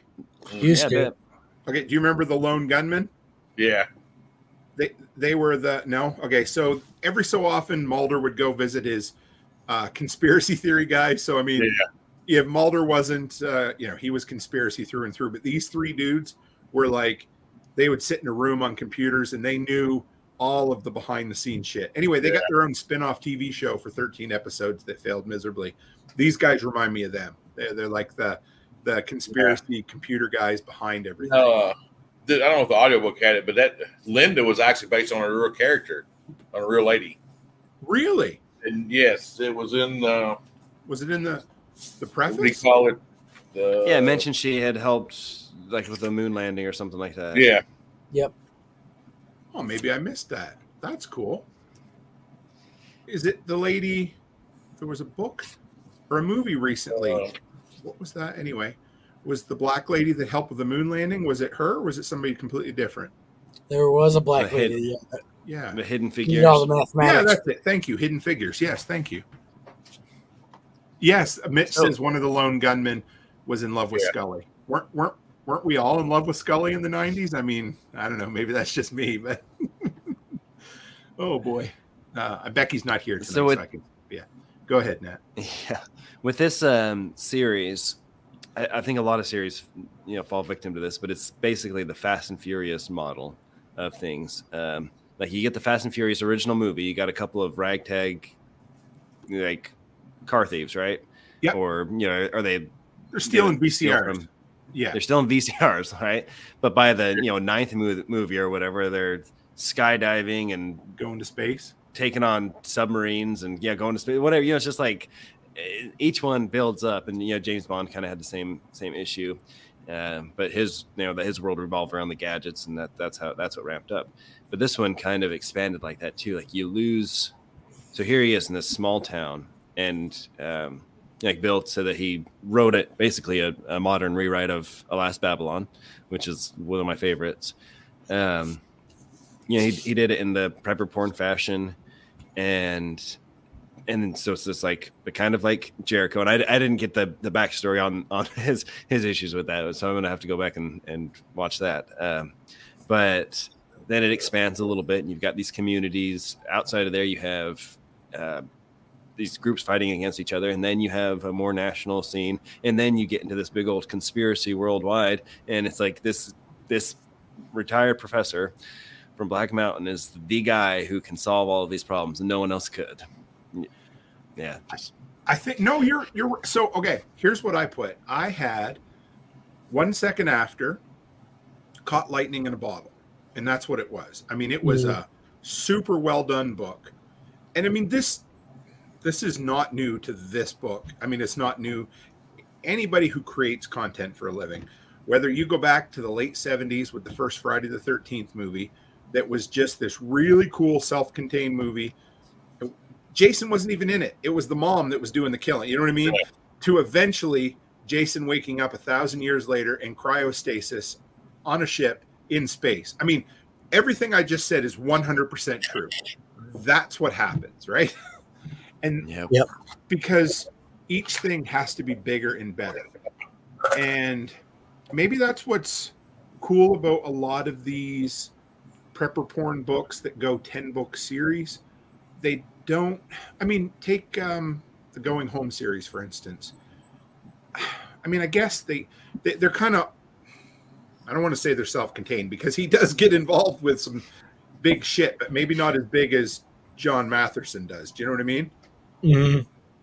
So I don't know. I like okay, let me read you this here. 2 out of 5 stars.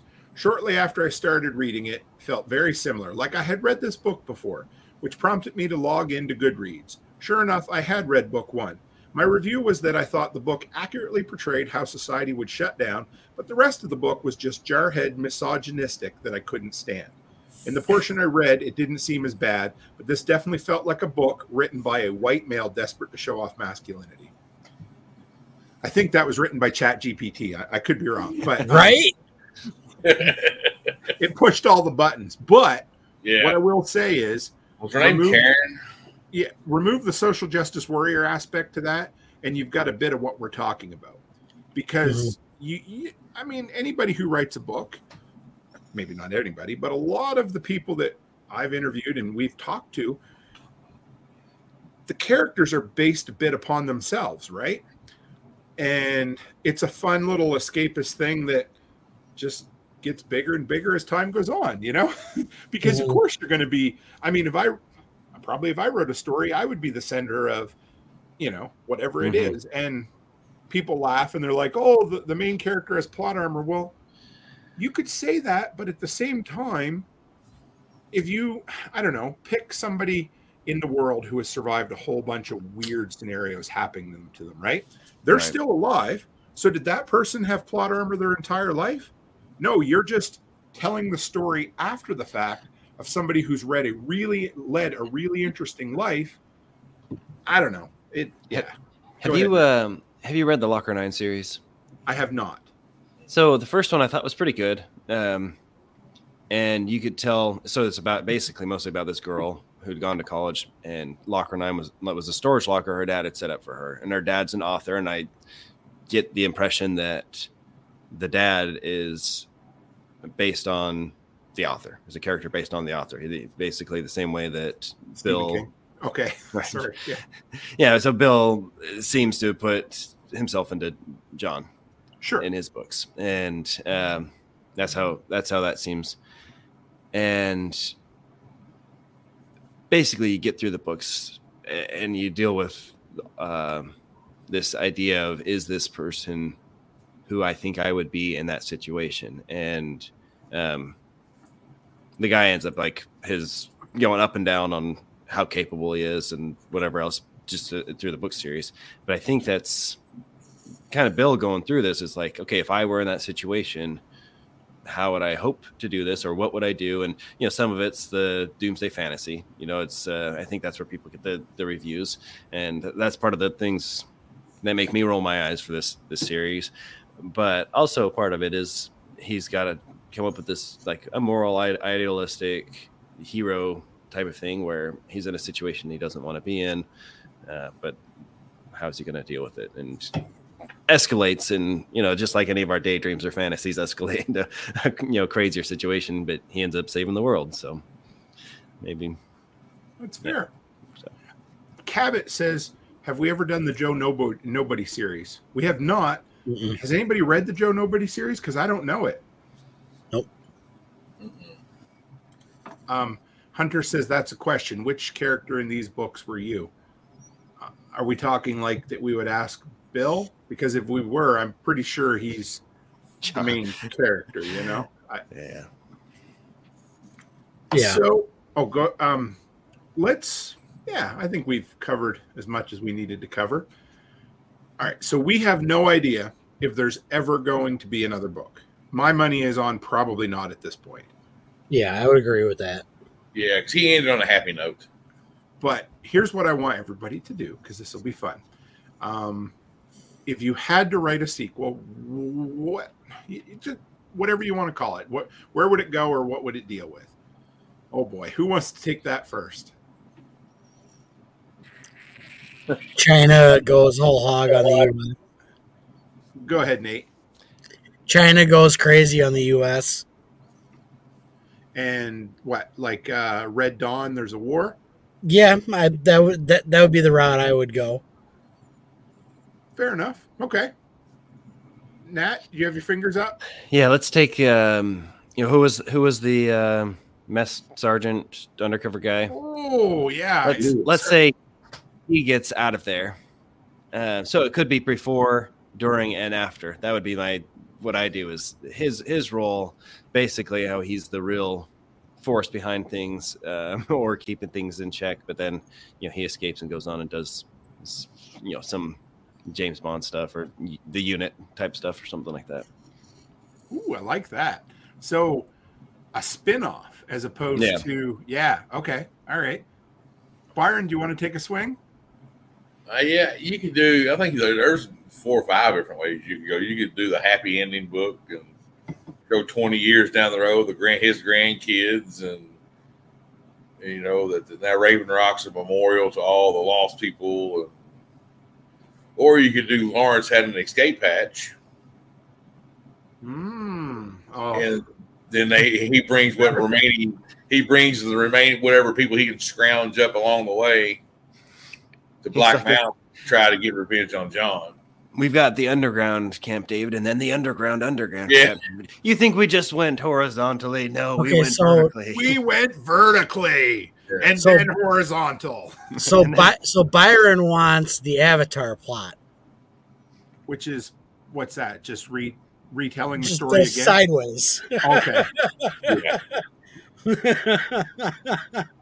I still think it's the perfect. The ending is the perfect for some novellas. It's just you could go with different ways with it.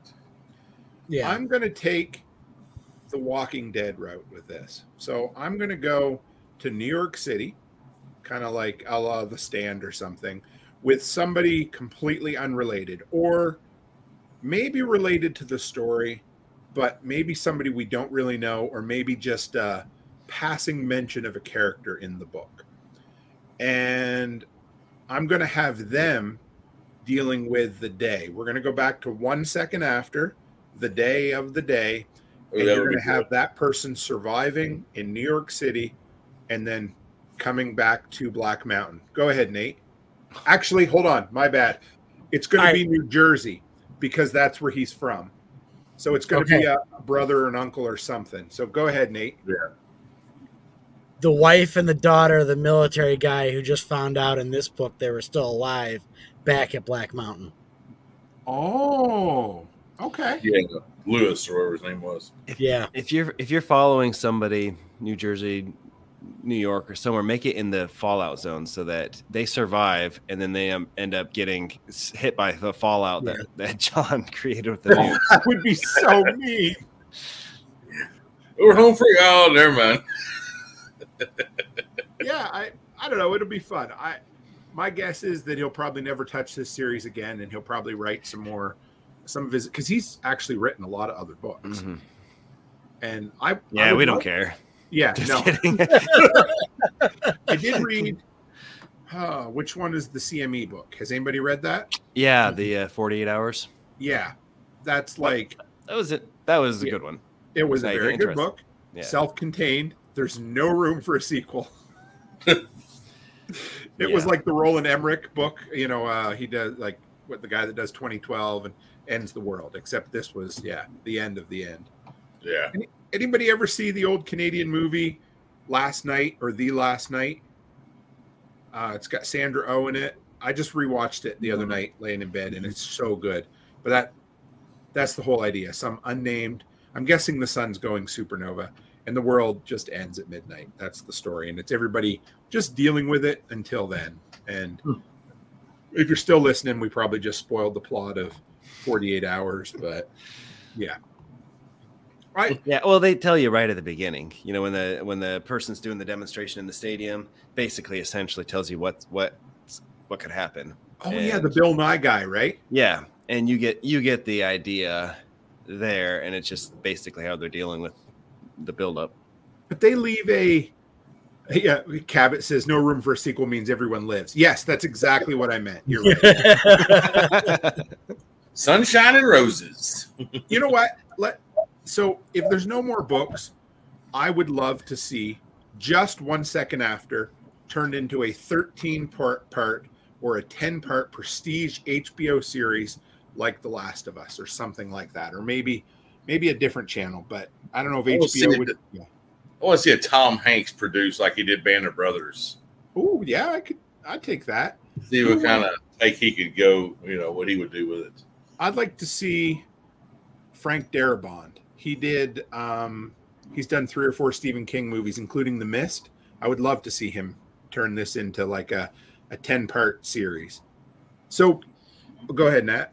Yeah, and you could. I mean, 1 second after is very much John Matheson, but if we took all the different characters and made them more interrelated, I think it would.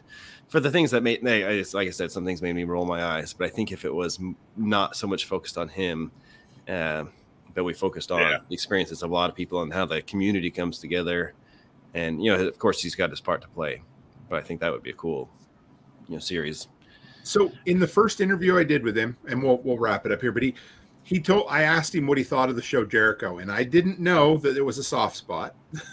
So apparently the way the story goes, it sounds like he had a teleplay or a screenplay written for 1 second after, and it was supposed to start production around the time that Jericho came out on CBS. So so he has a very sore spot.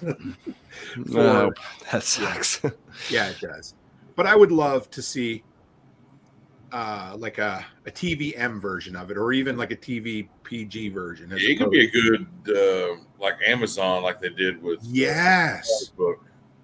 Actually, Amazon would probably be the best because Amazon or maybe Apple TV. Apple TV's they just did Silo. Have you seen Silo, Nat, at all? No, I'm familiar with the premise of it, though. Okay. I watched the first few episodes. Becky kind of lost interest, but I enjoyed it. Anyway, Apple seems to be giving their creators a lot of freedom. So I'm waiting to see the new Tom Hanks, the Airman of World War II, whatever. I don't even know what the name of it is. Okay. It's coming to Apple TV sometime later this year. I got a free 3 months. I'm just waiting for it to go so I can watch it. All right, guys. Well, this was fun. This was good. Why don't we? I bet Nat has to drop off. Nat, do you want to plug yourself? Where do people find you? The Preparedness Guy, everywhere. Instagram, I'm most active. Preparedness Works is my podcast, so you can check that out. And I'm on YouTube and wherever else. So I will share that. I don't know how I didn't know. How long have you been doing Preparedness Works? I don't know. He's going to say like 12 years. About as long as you've been calling me Nate instead of Nat. That kind of No, it's relatively new. Not a ton of episodes. It's just trying to take the emergency management view, the lens, and talk about preparedness. Most of the episodes right now are solo episodes instead of interviews. I just had Rick Austin on there for Prepper Camp, and I won't be making Prepper Camp this year. Yeah, just things going on. Yeah, so, everyone who does go to Prepper Camp, tag me on Instagram when you're there. Get pictures, tag me. I'll share that in my story so everyone can see what they're missing out on, what I'm missing out on too. And did I mention to you, or I think I did, about coming on for a roundtable episode about emergency management people? Okay, yeah, I think you, maybe Jeff, the emergency guy, and then I was thinking maybe George would want to come on for George Siegel, the documentary guy. I think it'd be a fun kind of interaction between the three of you. So get you into some fights or something. Yeah. Cool. All right. Thank you. Thanks, Nat. Have a good night, brother. See you. See you later. Byron, how do they find you? My personal prepping page, I guess you'd say, everyday page is Byron_Roberts06. Then I've got a Jeep page, Foolish Habit _LJ. Then the link on that, my bio link on my Jeep page has a Midland affiliate code in there and some other discount stuff. So nice. And you're doing some prepper challenges right now that you're gonna. Yeah, I haven't posted anything to Insta lately on it. I'm just kind of waiting until I get everything together. That way I can just roll some out and maybe try to get a YouTube channel going. I'm just not really good on the camera side of it. So you do good on here, man. Yeah, no. That's good. Yeah, I did a couple videos on there. I did a couple reviews. I'm gonna do an updated review of my mini pack from SOE that I use as a range bag. So perfect. And how about the bearded chick of Two Chicks Homestead? Well, you can find Aaron and I at twochickshomestead.com. We are back to our weekly podcast now. So we do a little bit of homesteading, a little bit of comfrey salves. We do sell the salve. We sell comfrey roots. We got a few other projects in the works right now I'm not going to talk too much about, but I will want to say you will want to be paying attention to us around September 16th when Tim is down here. So, yeah, looks like I think that. What's that, Byron? So I wish I could make that, but that's my granddaughter's birthday party is that Saturday. I'm like, oh. It's all right. I We'll can't make it. SRF. I thought, well, maybe I can get somebody to help with the wife while I'm gone for just an overnight trip. So, did we decide? Is next month when we start, or did we decide we're starting November with Ayn Rand? Did we say for sure? When are you coming back? So I may not be back till late October, and We'll go November. Okay, let's do November because I really want to put a lot of work into this series. Yeah. And I can do it on the road, but it's a hell of a lot easier doing it from here in the office. So, yeah. So what we'll do is we'll plan for the first or second Thursday in November. And we mentioned that we're going to do a special patch, didn't we, Nate? At this point, if we haven't, I just did. So, yeah, we're going to do something. So. Okay. It'll be the Atlas Shrug Challenge or something. So that'll be fun. Yep. I'm looking forward to it. And yeah, guys, so anybody else out there, Saturday night, tune in for the 10,000 subscriber special, even though Tim has good prizes. Yeah, I do. Blockbuster, and I'm going to, I got a slinky. I should have got my fanny pack and my slinky out. That's right. And if Lone Canadian's still in here, this knife is up for grabs. We got a pound of hollow roast coffee. We've got a kit, a first aid kit from Homestead Medical. Is that, or yeah, I think that's what it is, from Chuck Peoples anyway. Yeah, it sounds like him. Yeah, and then a bunch of other giveaways, including a really good one. So that that somebody asked about earlier if I might have something left to give away, and I may just have something shiny to give away. So you know how it is. So. Lone Canadian says daughter's getting married, won't be there. I don't think that's much of an excuse. No, I'm just kidding. Don't ever worry about life being life. You do life, we'll be here. You can always watch it afterwards. So cool. All right, guys, I appreciate you. As always, stay happy, stay healthy, and have a great week.